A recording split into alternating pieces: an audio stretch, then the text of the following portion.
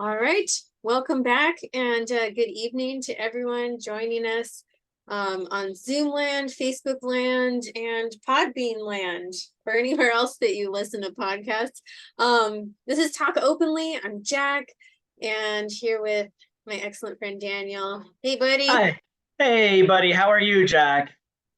I'm doing really well. Yeah, I'm energized. I feel ready to go. We're talking about the perfection of wisdom tonight, which is the sixth paramita, and I feel completely out of my range of confidence here.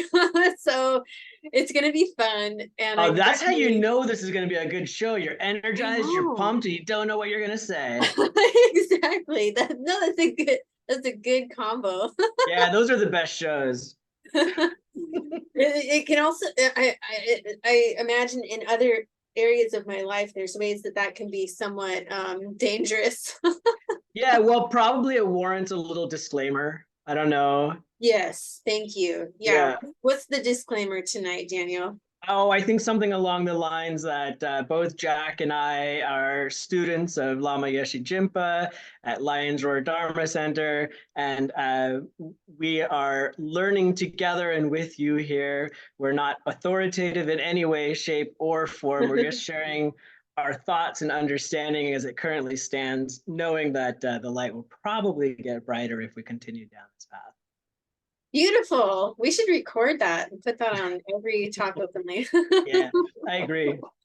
um, yeah, well, tell me a little bit about what's going on. What your week has been like? What's your training like? What's happening? Yeah, it's a bit more of the usual.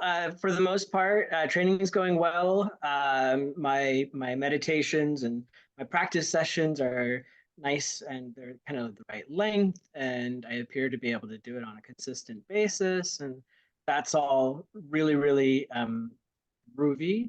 I also had darshan. That's a face-to-face meeting with Lama Jimpa on Saturday. That was really great.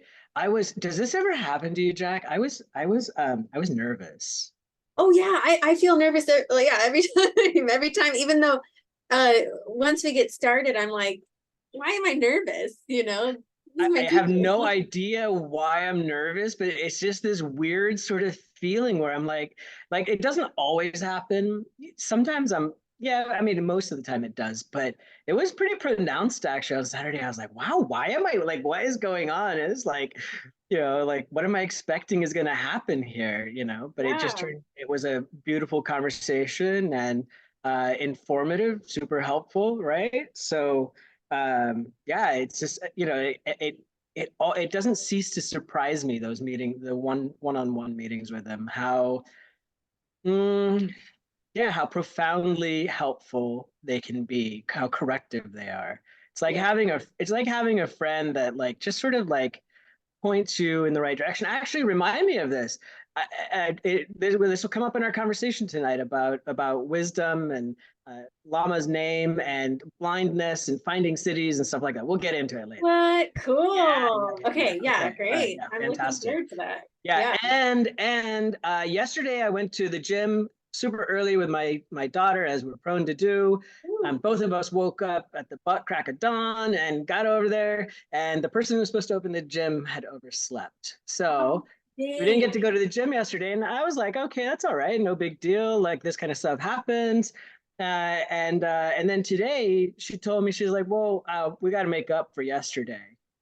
And so we ended up doing twice the amount of cardio and weights that we What? normally would do. Your And daughter's intense. she's insane, She's a man. Like, beast. I can't, I have like this competitive part of me where I'm like, I'm not going to let a 13-year-old girl show me up.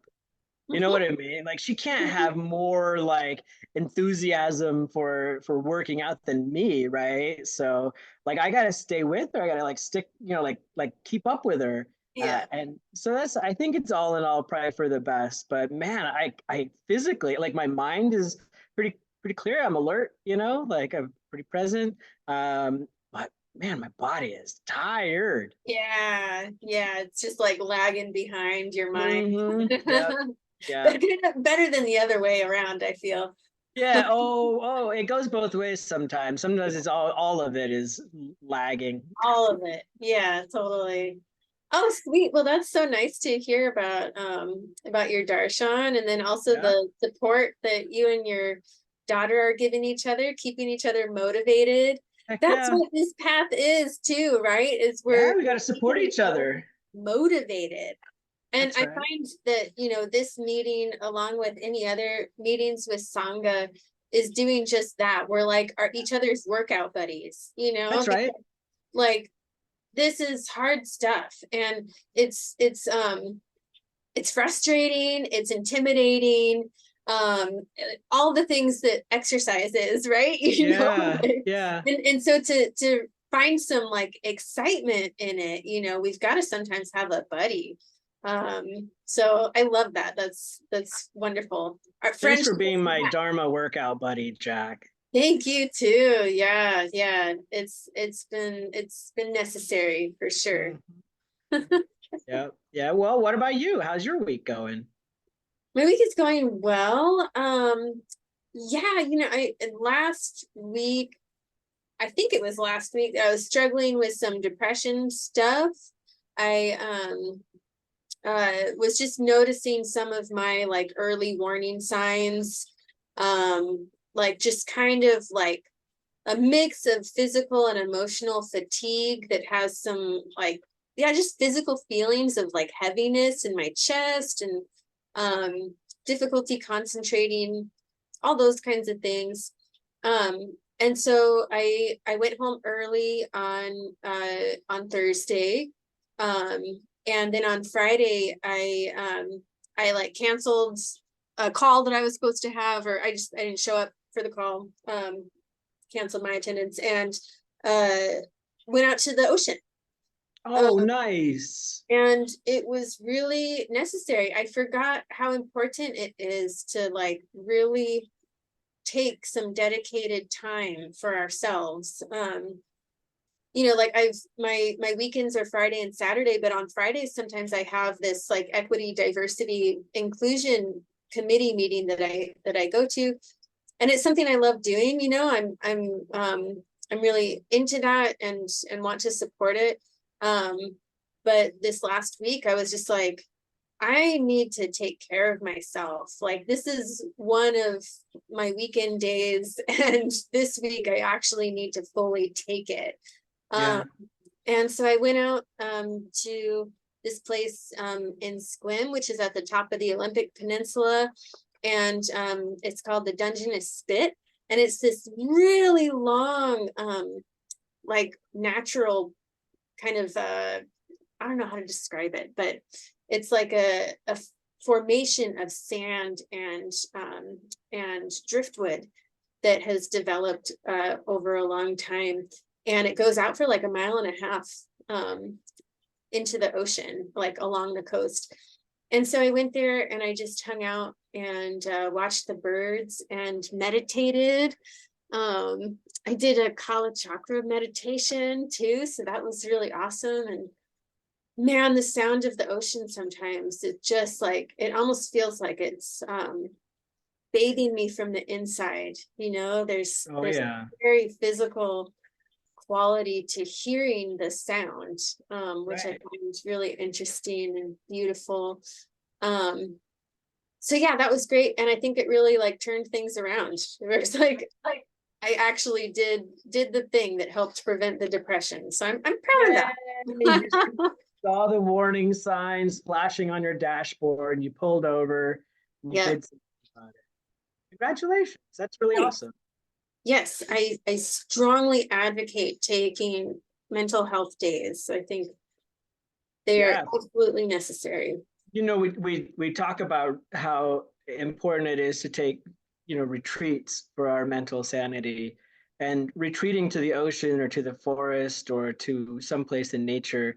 Kind of, I think we touched on it a little bit last week too, how important that is, and how we can sort of be restored to a little bit of balance just by going, by kind of not escaping, but just relocating for a moment into some natural spot. And like you did, meditating, right? Did you go all the way out to the tip of the spit? No, I didn't. I haven't done that yet, and I would like to. But yeah, the tide was really high, so I didn't get too far. I just got to where there was some sun. Because it was a really chilly day, like low 40s, and so I just went out to where there was sunshine and sat down. And it was so nice. There was all this steam coming off from like logs and rocks and whatnot. And while the next day it snowed like crazy at my place, and it didn't stick, but it snowed for a good like 5 hours. It was incredible. How long did it last? Like 5 hours, Oh, like a wow. real actual snow. Yeah, it was super Nice. good. Yeah, so I had some good nature time this weekend, definitely. Yeah, no um wonder you're so pumped. I know, and I'm also pumped because there's some really good like human connections happening in my world right now. Um Last week I went to an event that my roommate helped organize.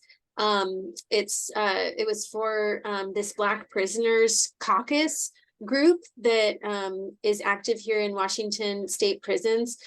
And these folks are amazing. They developed this education program inside the prisons, really with a lot of resistance from admin. And basically, they've really done the work of what prison is meant to be, which is rehabilitation. They're teaching people all these skills, everything from math to like cultural studies. Um, the race relations among people in those prisons where the program is happening have dramatically improved. So, like, Oh, wow. all of these things, these measures, they're just knocking it out of the park. And so I'm probably gonna volunteer with them at some point and go into the women's prison. And I had Darshan as well on Saturday with Lama. And I just kind of, put it out there that I'm interested in maybe screening the Sunday services, like in one of the prisons.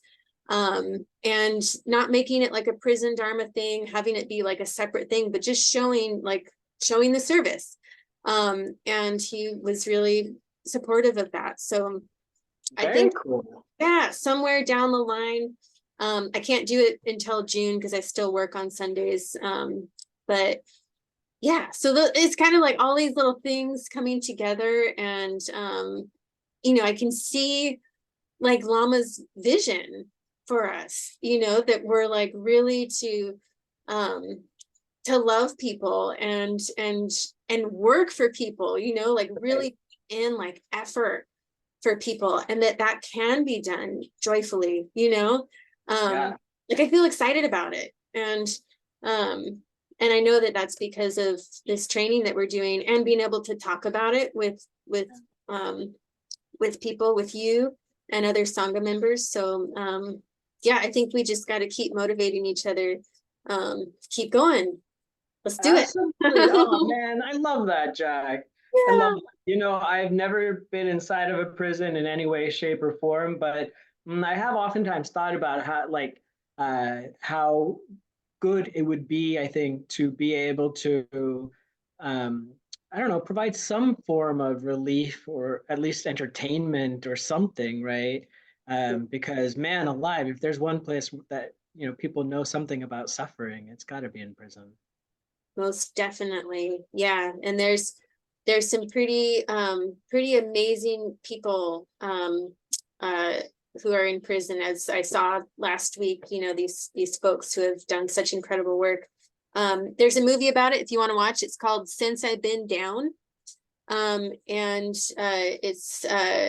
tells not just their story, but kind of the story of like like the crack epidemic that started like in the 80s and 90s, and kind of the decimation of an entire generation of Black men and women at that time. And it's just a really, really fascinating and educational movie. So I recommend it for sure. Thanks. Yeah, totally. So yeah, that's been kind of like my um external world. As far as like my training, I I'm just kind of keeping on and coming up with the same kind of challenges. You know, I'm pretty drowsy and lethargic in the morning. Um, Yeah. but today I did a slight change to my routine in the morning, where instead of just having like my side table lamps on, I turned on the overhead lamp. Okay. Like the lamp that's shining right now. Yeah. And it's interesting. I felt more alert. And so I Yes. think I'm just gonna sit with the light on. Right on. What's the other thing? I think, a little bit. So we want to be comfortable, but I notice, so the house tends to be pretty darn cold.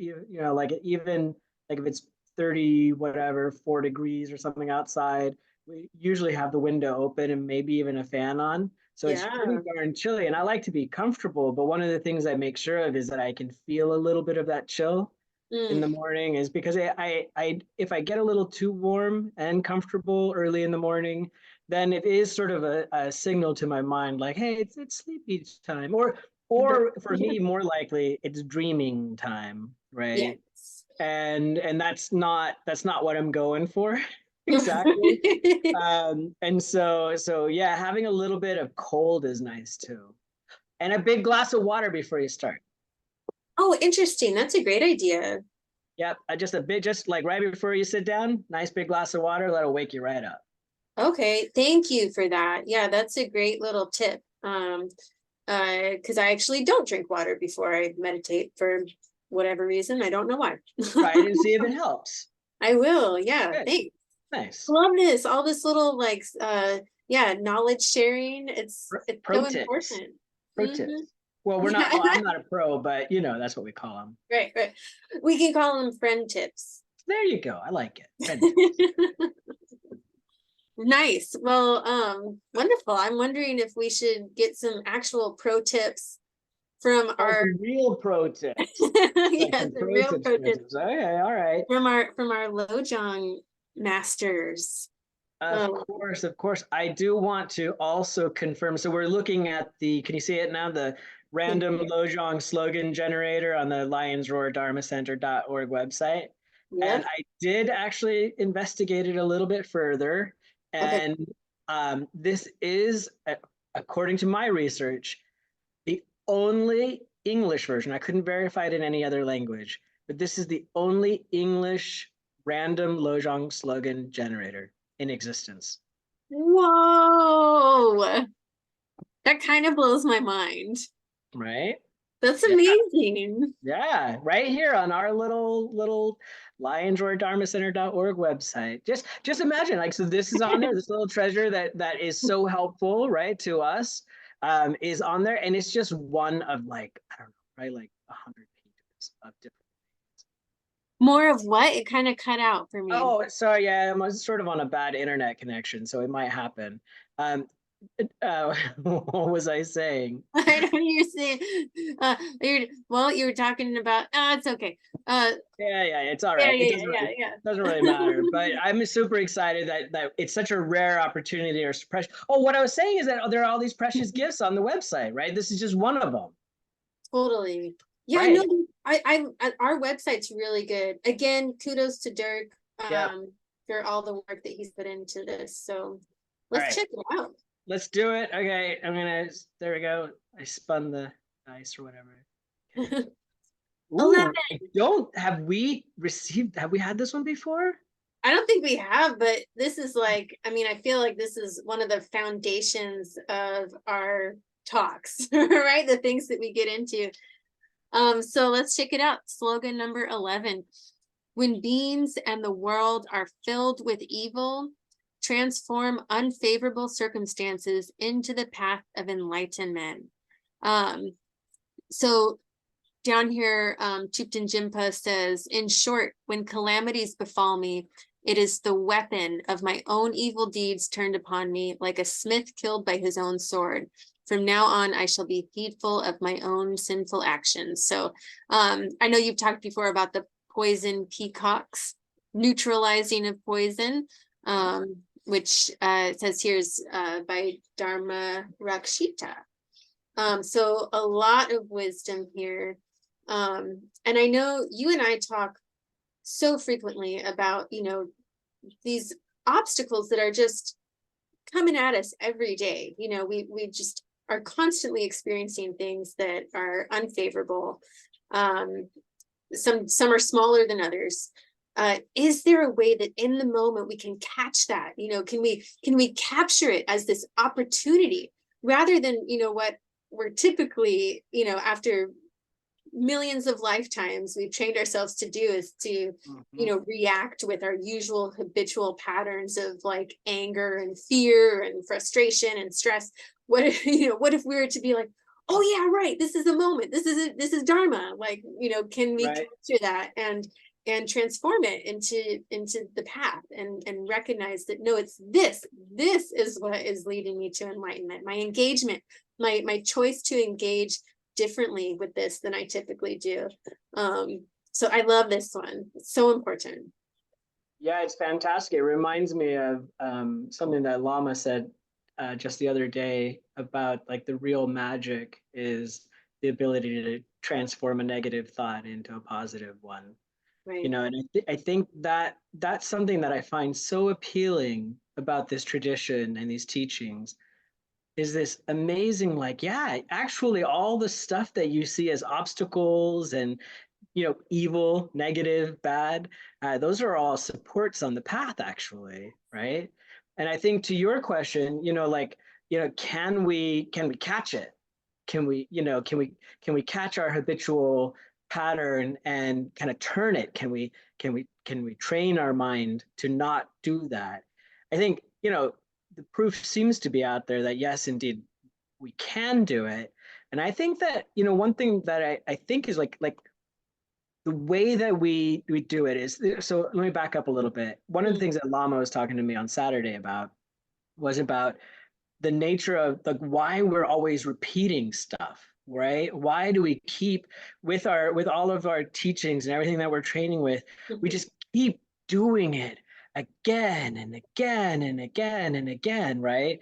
And he was like, it's that repetition. That's essentially how, even though we're not trying to create new habit patterns, we are trying to break certain habit patterns, right?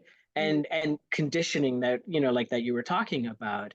And because of the strength of that conditioning, it's really important for us to keep repeating again and again the positive stuff, right? And that's why training in bodhicitta is, and aspiring, towards it, to living the sort of the bodhisattva ideal. That's why continually reminding ourselves, like every day we wake up, what am I doing? Why am I doing it? Right? Like that, just like, and if we can do the training where we're throughout the day still meditating, still coming back, and still, being mindful, then in fact the opportunity to transform unfavorable circumstances um, becomes something that we can actually like seize. We can do yeah. something. I really like that you brought up yes, that habitual patterning, and that we can start to train ourselves to engage with the world differently through that repetition. Because sometimes, I feel like what I'm doing with my training, if I'm not paying attention, is I'm just putting all of that training on top of my life, me as it is. Like instead of thinking about, no, the training, everything I'm reading, everything that I'm meditating on is actually meant to transform me, not to just like have this almost kind of like this barrier between me and the training Yeah. and the meditation, as though I'm just kind of like at a museum or something and I'm Right. kind of engaging with it. Yeah, it's nice, that's cool. But to actually let it like pull that barrier out and let it transform, all of this habitual tendencies. And it's so beautiful to think of it that way. Um, and yeah, then things become possible. Yeah, it's like, suffering is the dashboard light, like, or irritation, distress, anger, whatever. When we're feeling off, it's sort of like that. I've talked about him before, but a therapist who helped me a long time ago, basically trained me simply to notice when I was unhappy and then to do, some little tricks for what to do about it when I was unhappy. But it was really amazing to me the amount of effort it took to remind myself that I was trying to catch myself being unhappy. Once I started looking for it, it was all the time, right? Like it was constant unhappiness.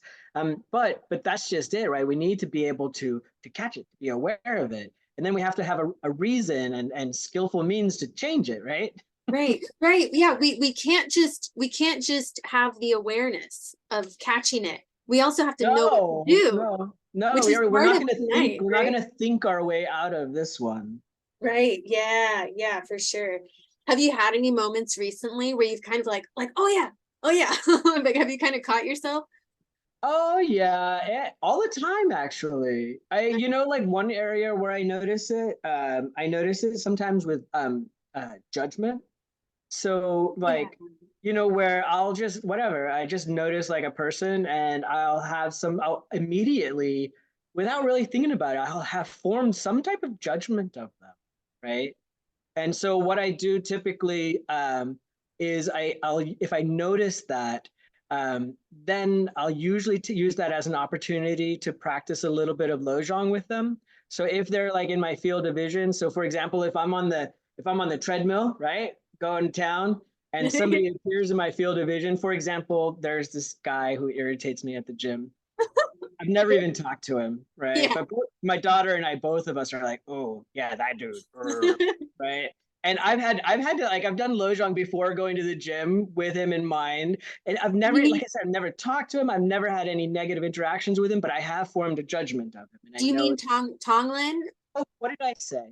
Lojong, yeah, but Oh, Tong, my like, bad. Tonglin is what I meant. yeah, Thank you so I much, figured, Jack. yeah. I appreciate that.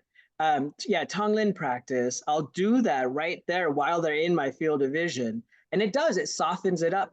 It removes some of the judgment, and it sort of equalizes us, right? Like I'm like, oh right, yeah, we're just got the same thing going on. Yeah, yeah, totally. Oh, that's really great. I love that. Yeah, you're catching yourself in those moments of judgment and, separating ourselves from people. Yeah, like people Yeah, we don't even know for no, I just something. know. Maybe it was their eyebrows, or I don't, I'm not really sure. I Yeah, if I ask myself, I don't know what it is. I don't know why I form these judgments. They just seem to yeah. happen. It And kind of then like and gets slippery. Like we try and put our thumb on what bothers us, and then it kind of just like, I don't know, it doesn't stick. yeah, it's actually, I think it is the solidifying process, right? By which we come to know a person, or a thing, as being somewhat solid, right? That's how our misperception happens, is we first see and notice something, right? And then we form sort of opinions and thoughts about it. Then we're like, oh, I like that. I don't like that. And then we have attachment and aversion, all of it with this fundamental ignorance, right, at Yeah, the root. So yeah. thankfully, we're on the path that hopefully leads to the perfection of wisdom, despite claims to the contrary. I have Yeah. not yet perfected wisdom. I haven't either. No, no. Yeah, But so yeah, we are on the way. And yeah. I was hoping I could share an embarrassing one of mine where I've kind of caught myself. So I've noticed recently I've had a couple moments where I just was like aware of my thoughts while I was doing other kind of like worky things. And I realized what I was thinking about was like an imagined conversation between my supervisor and one of the clinical social workers who I'm like working with under, like, being supervised for my internship. And I'm imagining them having this conversation about me, being like, wow, isn't Jack great? Like they're doing all this great work. All this stuff is so good. And like, and it was just like, what are you doing? Like, I just, it was so funny. Like, I really did laugh. And then I was kind of like, oh, buddy, you just want to be liked. And I think also, do good work and stuff, but you want to have a good reputation. You want people to have good opinions of you and your work. Like, Yeah, yes, that is what you like still. Like, that is right. motivating to you. Yeah, I love that you're laughing at it, because Yeah, we've talked about this too, but it is fun, right? yeah, Not always. It's not always fun, like especially when somebody else is sort of like showing you your ego. But when you yourself catch your ego, right, before yeah. you do too much harm, then it's sort of like, Oh, like you said, oh, buddy, Right, right? right. Oh, okay. I see what Yeah. you're doing there. That's cute, but you don't need to do that. Right. You bring up a good point that me catching it has become easier now, but someone else catching it, that's definitely still touchy for sure. Oh yeah. Oh yeah. Yeah. Don't you dare tell me where No, I'm wrong. no, no. Hey, is there a picture below this one? Is there? There is. It's kind of hard Ooh, to get. It's a big picture. I'll scroll up and down. It's called Four Seated Masters. that's lovely. And it looks, it's like in, it says opaque watercolor. This is such an interesting, painting. Opaque Lovely. watercolor, ink, and gold on cotton. Whoa. Yeah, check out the slogan generator. You're going to get a great piece of art as well. I had this sort of wishful thinking that the image would be an image of Prajna Paramita. Oh, that'd be cool. That'd be a good transition, wouldn't And it'd be so awesome. it? Well, I'm sure these four masters that we just saw also have some, yeah, some experience in Prajna Paramita, the perfection of wisdom. Um, so let's jump right in. Perfection of wisdom. This is our last of the six paramitas. And it's been a really fun journey for me. And I've learned a lot, and I've been surprised by each one as I've done more research. Interestingly enough, I feel like I actually kind of knew what I was going to be getting into tonight. Like I knew it was going to be Prajna Paramita, kind of looking at ultimate nature of reality. Um, However, personally, I have no personal experience of that. So while I do feel like I've got some personal experience in some of the other paramitas, I certainly have not achieved experience of the ultimate nature of reality.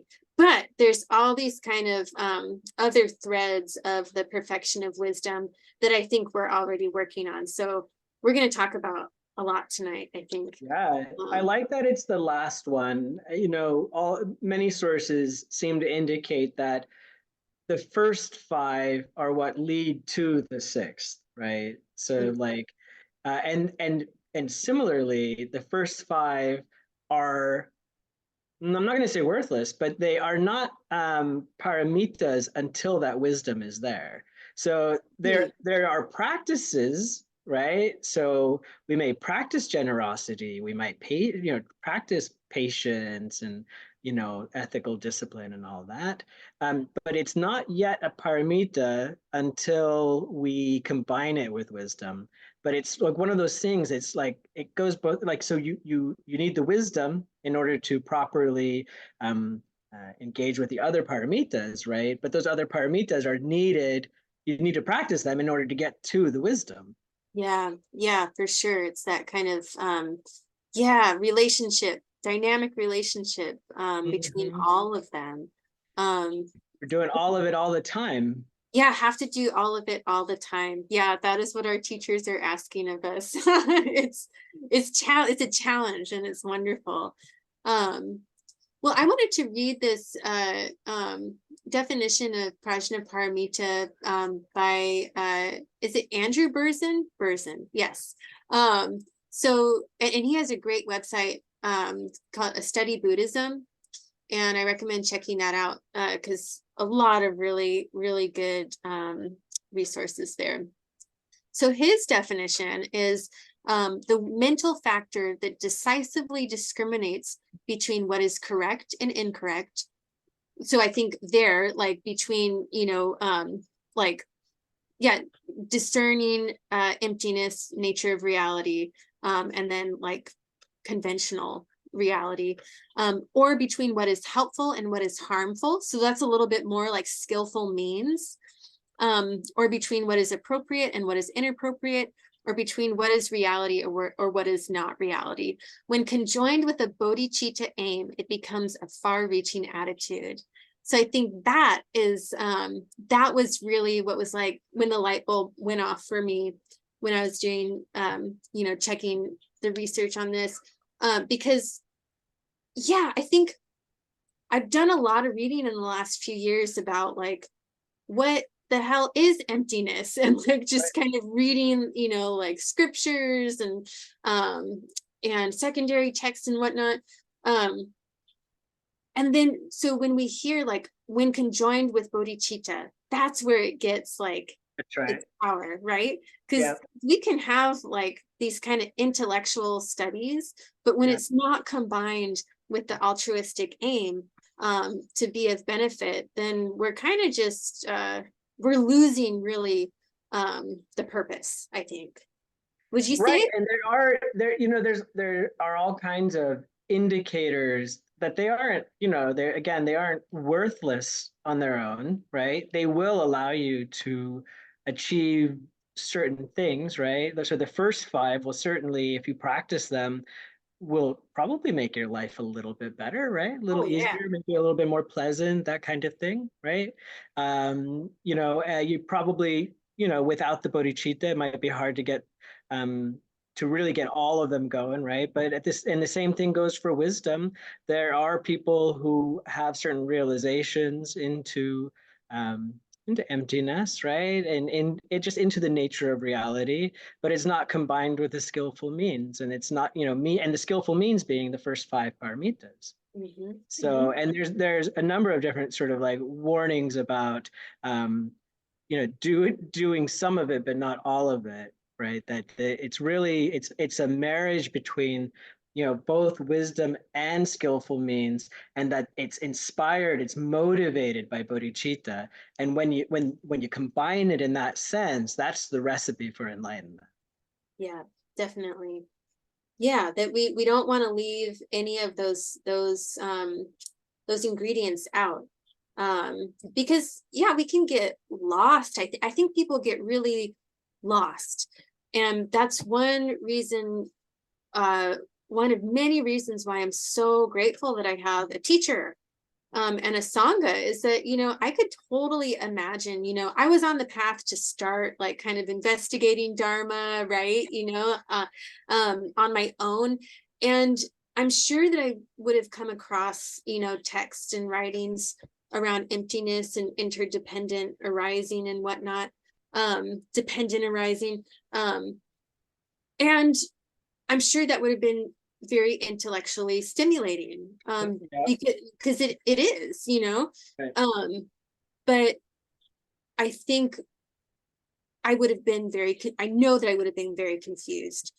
um, and I imagine too that focusing on emptiness, like if you don't have the awareness that, well, that's not all it either, then you can kind of veer into some nihilism too.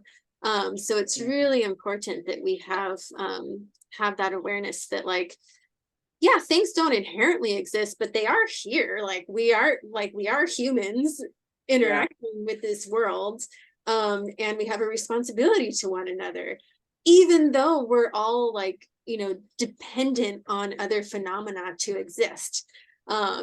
So yeah, I think I could totally see myself getting lost in that emptiness without bodhicitta if I didn't have a teacher.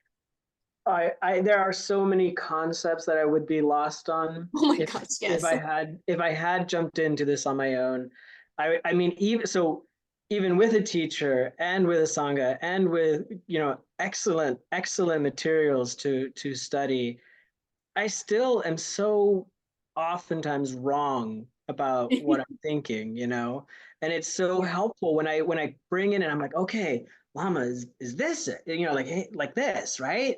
And he's like, well, um, you got part of it, but actually, and then there's like a little aha, like, oh, right. And so there's Yeah. like learning happening there, thankfully. Yeah. Because could you imagine if your mind had continued on that track that you were going down? Um, Just kind of mm, like in space, where if like they don't calculate the direction of the satellite perfectly, it's gonna be off like by right. so far. Yes. So even just like a small degree off of the That's truth, right. like you're gonna get far away from the truth. So Right. oh my God, it's just so important to to work with our teachers and the texts. Yeah. Without a doubt, man, I get it now. Like when I first started, I had a lot of skepticism around the notion of a guru, right? A lama, someone who was gonna like like a person that was gonna teach me something, right? Like there was a lot of resistance to it. And I was like, nah, that's not for me. And I'm so glad that I was wrong about that too. Yeah, me Right. too. Like man alive. Like I can just see just emptiness alone, just the notion of it. Even to this day, even knowing that I'm wrong, there is still sometimes like that when I think of emptiness, there's this notion of nothingness, Right, right? right. It still shows up. It's so like, oh, right. You mean like, oh, there's nothing, there's whatever, there's just me and we're all one, or some crazy sort of like my own interpretation of it that's not particularly helpful, Yeah. not definitely not right. Yeah, right, right. Yeah, it is interesting how, like, I've also noticed that in my mind too, where there's this kind of seductive quality to like my incorrect views. That's right. Ignorance is seductive. It is, it's like maybe I'll just stay here for a while, Yeah. because I think because it feels easier, Yeah. right? Like Totally. um just like getting to the point where we can say like okay, I get emptiness, right? It just means that there's nothing, like that feels like okay, and then we're done. Like I don't need to kind of Right. explore anymore, I don't Yeah. need to Yeah. investigate. Yeah. And the flip side of that is being like um well, that's the interesting thing, is that nihilism, emptiness, is like the same thing as eternalism. Right. Like, if there Right. was nothing, then that would just be it. And so it's kind of like we get stuck in these yeah, just like totally incoherent Course. like Yeah, yeah. arguments, But right? you know what's interesting about that is that even so, even with correct information, right?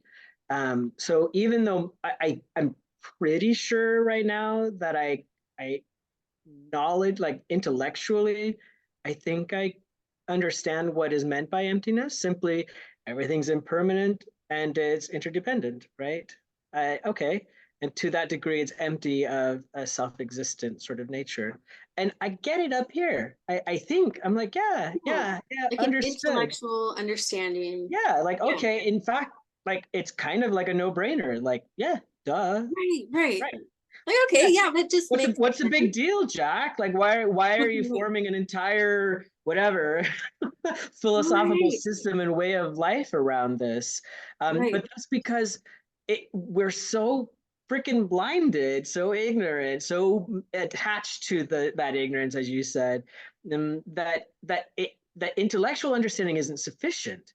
It actually has to, like, as they sometimes talk about, it has to make its way from the brain down to the heart. It has Yeah, to become realization. And that's something very different. It's not an intellectual exercise. The intellect is used. It's part right, of the path. Yeah, it's part of what, right, like, how you get there. You have to learn, you got to study, you got to think about things, right? There are a lot of concepts, but ultimately what we're talking about is non-conceptual, right. right? And so Yeah. as a result, because it's non-conceptual, it's also not intellectual by itself, right? It's something like Lama was talking about this. Were you out there on Sunday? I wasn't there this Okay. Sunday, no. He, I he, watch he it. and I know he's talked about this before, but he was talking about realization. And he was like, realization is like you see it and you know, like you just know that that's how it is. It's very clear. Like you get it. You realize that that's how it is, right? It's not, you don't think about it. You don't have some kind of a concept. You don't have thoughts around it. You're just like, yeah, I know. Like that's how it is. I realize that. Right. Right. Yeah, it's beyond the scope of intellect, is what Shantideva says. Yes. Um, Good way to put it. yeah, yeah. And uh yeah, maybe it's kind of like, knowing that you love someone or something, where it's like you don't need to explain it, you don't need to have some intellectual kind of argument. Um, Mhm. you just know, you feel that. Um, and I think maybe that's kind of what we're going for, which is so interesting, because when I do feel like I'm on kind of like an edge in my meditation of like, okay, I can kind of see like an opening here into understanding a little bit deeper, there is almost this like, well, there's this like lovingness that opens up within me. This kind of, Mhm. and it's almost kind of sensual too. Yeah. Like I wouldn't say sexual, but sensual. There's like this drawing me in, you know, this engagement, this kind of like dynamic connection that I have with what I'm doing. And it's interesting because yeah, it's hard to explain it in words. It's not something that is yeah, is part of the intellect. But I think that's where some excellent poetry comes from, is that kind of ineffable thing that happens in meditation where we're really that bliss, that union of bliss and emptiness. And that's kind of what I think that prajna paramita is too, right? Is that kind of like that blissful union, and just direct engagement with reality. um yeah. Yeah, like actually seeing things the way they are, rather than with our misperceived understanding that is the root of all of our suffering. Right. That's why prajna it's a sword, right? Manjushri is holding a sword in it, like he's ready to cut with prajna. Yeah. And so like it cuts at the root, the ignorance that's at the root of our suffering. So, and Right. it can be destructive, right? It's going like that wisdom is destructive in the sense that it can destroy egos, right? And all kinds of thoughts and concepts related to who we are and who they are and what the world is and what phenomena are. So it's pretty powerful stuff. Yeah. Yeah, One of, absolutely. one of the things that I like is the discussion around prajna, or this wisdom, is out of the paramitas. There's this saying, something to the effect of like, the first five paramitas are blind. They're Mm, blind. They're blind, in the sense that it's only wisdom that is like the eye. It's the seeing, right? And there's this relationship when you hear. I just learned this recently. I thought it was pretty interesting about this is sometimes called the liberation by the path of seeing, right? mm, The seeing is not like with your eyes, it's wisdom. It's by developing that wisdom, once it sees, right? Once you have that, then there's proper application of their other paramitas. And there's this wonderful, like, not story, but it's like an analogy metaphor mhm. that was offered up in the Perfection of Wisdom Sutra in 8,000 lines. By the way, I think that's interesting, right? The Prajna Paramita Sutras, you have like a ton of sutras written about Prajna Paramita. Some of Yeah. them are like 100,000 lines, and some of them are like 50,000 lines. And then there's Wow. one that's just like one syllable. Wow. Yeah, yeah, that one is my favorite. I It's like easy. that one. It's easy to read. But in the sutra in 8,000 lines, there's this. Can I read it? Is it all right? Do we have Yeah, please. it is just the perfection of wisdom which directs the five perfections in their ascend on the path to all knowledge.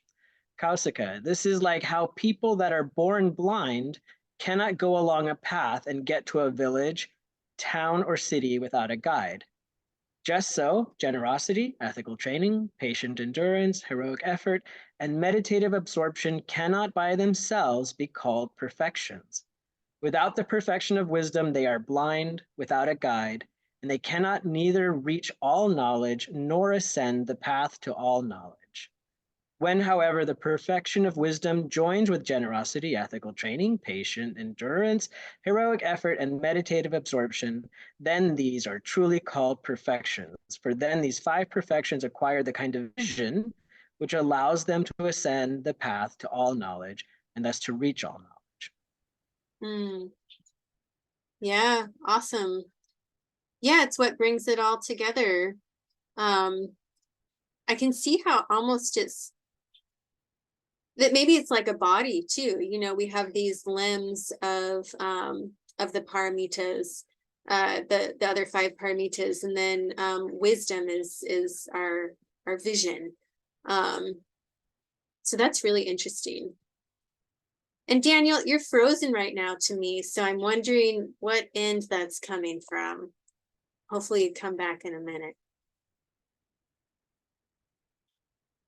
There he is. There I am. Sorry about it. I told you I'm not a bad internet connection. Yeah, no, and it worked out. Did we get to the end of that? Did we get to the end of it? We did, yes. Okay, perfect. And I was just saying that it kind of makes me think of just like a body, that the other five paramitas are like our limbs, or maybe the other sense consciousnesses, and then the wisdom is our vision. Yeah. So yeah, it's this collective system, but wisdom really helps us put those other ones into real practice. And yeah, Berzin was saying in an article that yeah, we can develop like generosity, but without wisdom, then we're going to attach on to permanence. Like we might think of ourselves as like this, oh, I am just like a generous being, I'm so wonderful, like I did this incredible act. And when really, wisdom tells us that there's emptiness of self, other, and the object that we're giving, Right. and how important that is, to kind of let go of these identity positions when we're being generous. And same goes for yeah, all the other ones that we can kind of get lost in our own egoic experiences of benefiting others. We can end up doing it for self-gain.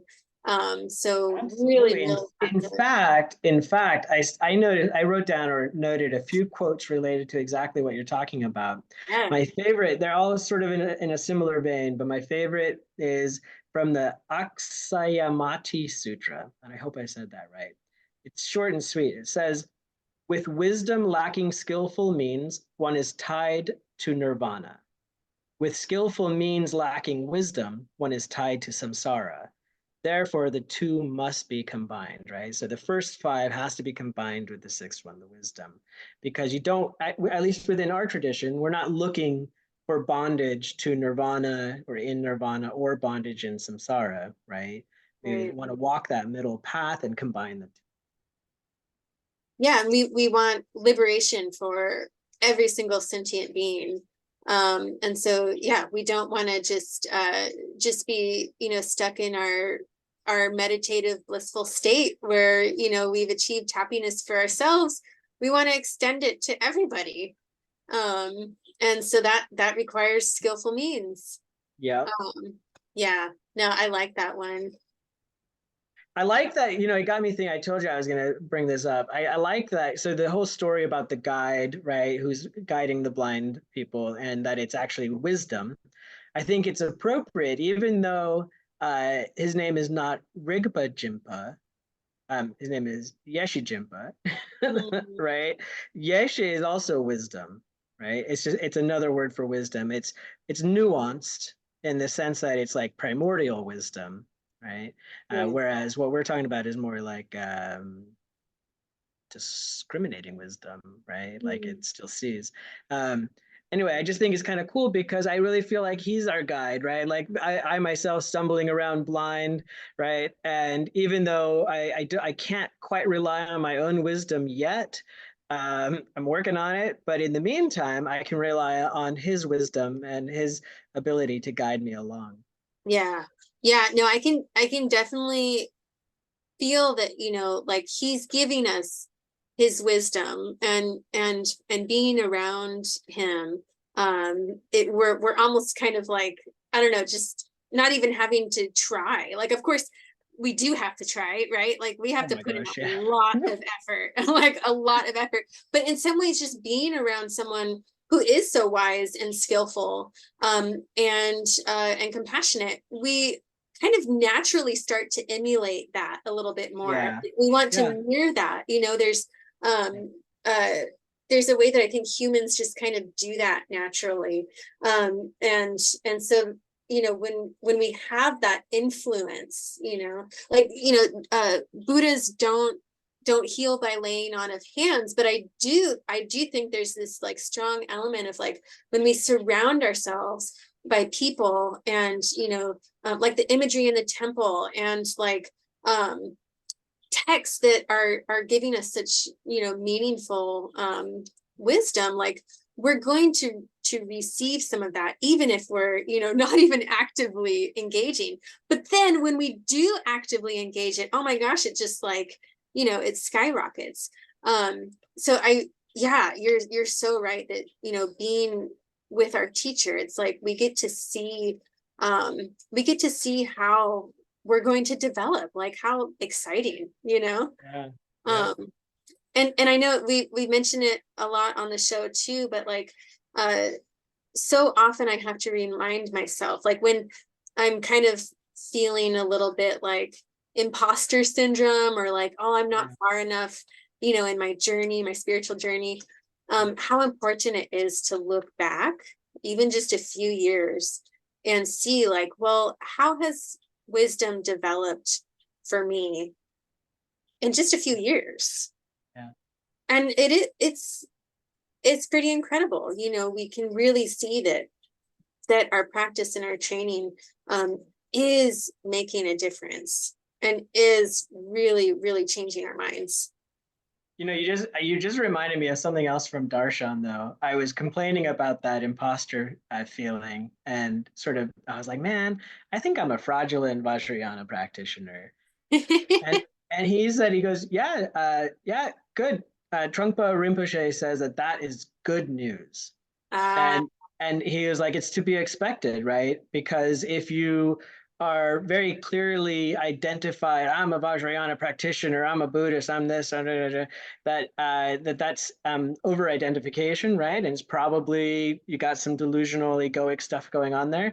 And also the imposter aspect of it comes from a mismatch between our, at least this is my understanding of what he was saying, a mismatch between like, so our egoic sort of self, if you will, right? Like who we think we are and stuff, rubbing up against our Buddha nature, right? And that it's like they're not in sync quite yet, right? And because of that, we get that feeling of being an imposter, like a fraud somehow. And that's actually good news. that is really good news. Yeah, Wonderful. yeah. Okay, so that's inspiring. Whenever we feel imposter syndrome, just remember that's part of the path. That's good. That's right. That's right. It's good. It's good. Oh, Daniel, thank you so much. As always, I feel like I've learned so much, and I'm just very, very grateful. This has been fun. Thank you so much, Jack. I really enjoyed our exploration of the paramitas. I really Me did. This is too. what a great way to culminate the series. Yeah, I agree. Yeah, and thanks everyone for coming along the ride with us. We'll have a fresh new topic for you next week. And if you feel up for it, please donate on the Lions Roar Dharma Center website. We'd really love the support for the temple. Take care, everybody. Bye bye. Bye, Jack. Bye, everyone. Bye.